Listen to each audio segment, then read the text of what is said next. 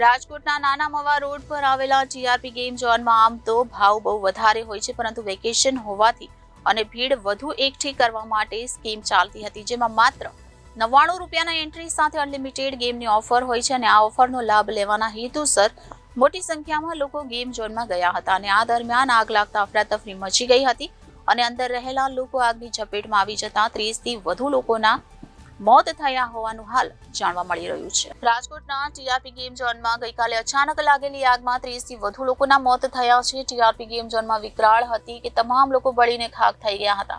મૃતકોને ઓળખવા માટે DNA test કરાશે, જો કે આ દુર્ઘટનામાં વધુ લોકોના મોત થવા પાછળનું એક મુખ્ય કારણ ટીઆરપી ગેમ ઝોનમાં 99 રૂપિયામાં ચાલતી અનલિમિટેડની ઓફર પણ છે। રાજકોટના નાના મવા રોડ પર આવેલ ટીઆરપી ગેમ ઝોનમાં આમ તો ભાવ બહુ વધુ હોય છે, પરંતુ વેકેશન હોવાથી ભીડ વધુ એકઠી કરવા સ્કીમ ચાલતી હતી, જેમાં માત્ર 99 રૂપિયાના એન્ટ્રી સાથે અનલિમિટેડ ગેમની ઓફર હતી અને આ ઓફરનો લાભ લેવાના હેતુસર મોટી સંખ્યામાં લોકો ગેમ ઝોનમાં ગયા હતા।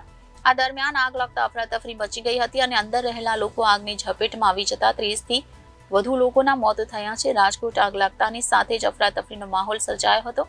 સૌ કોઈ પોતાનો જીવ બચાવવા માટે રસ્તો શોધી રહ્યા હતા। આ સમયે પહેલા માળે ફસાયેલા એક બાળકે પોતાનો જીવ બચાવવા ઉપરથી કૂદકો મારતા નીચે પટકાતા તેનું માથું ફાટી ગયું હતું, આવું નજરે જોનાર ત્યાંના વ્યક્તિએ જણાવ્યું હતું। આમ ગેમ ઝોનમાં અનલિમિટેડ ઓફરને લીધે વધુ ભીડ હતી અને ત્યારે આગ લાગતા 30ના મોત થયા હોવાનું હાલ સૂત્રો દ્વારા જાણવા મળ્યું છે। Bureau reporter Janadesh news, Rajkot.